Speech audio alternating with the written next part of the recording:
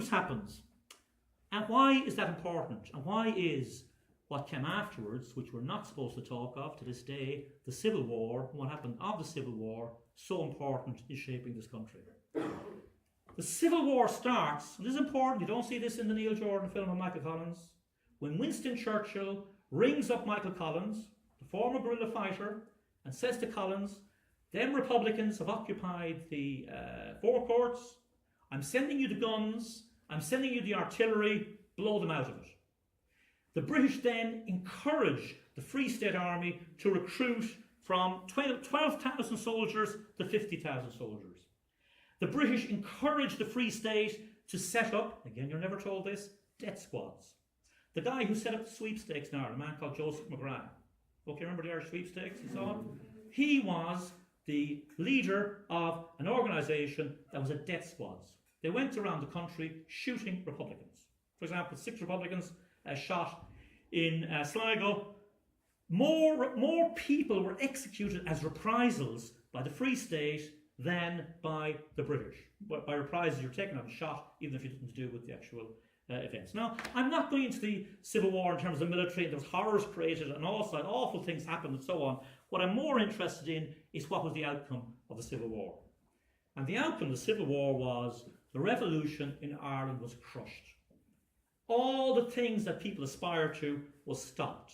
And instead, order was restored, and the way order was restored is the elite, the Catholic professional upper class, symbolised by Kevin O'Higgins, what I call the Clongowes Woods boys, the same people who today go to a private school to be trained to be in the elite.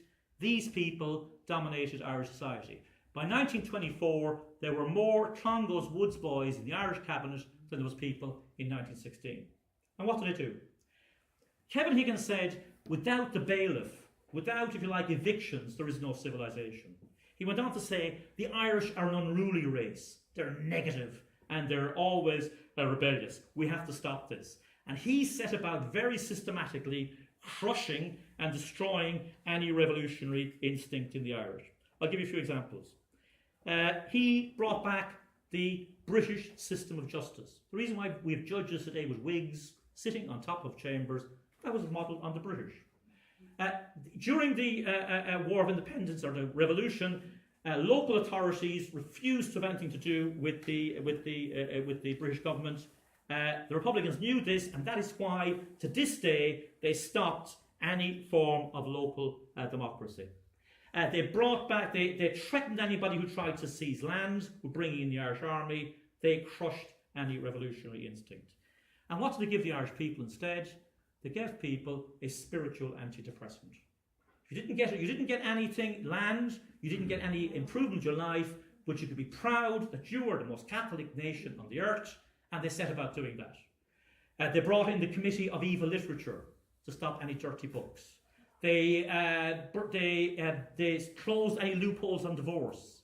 They threw women out of juries, and they set up the mother and babies' homes, and they set up committees, what they called recidivist women who had more than one child outside marriage. That is what they set up in the 1920s. De Valera continued it, but that is what they actually set up. And therefore, very last point, for me, there is a tradition that came out of 1916, and it came to me in a blinding flash of inspiration when we were on the anti-water charges march, and Damien Dempsey got up and sung the song about Where oh Where's our James Connolly. Fantastic applause, brilliant applause, because people made the connection.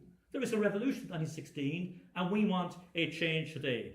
That is where the revolutionary tradition is. It's sometimes very vague, it's sometimes talked about in pubs, but there is that tradition of rebellion that stretches back to 1916 that the Irish state has absolutely nothing to do with.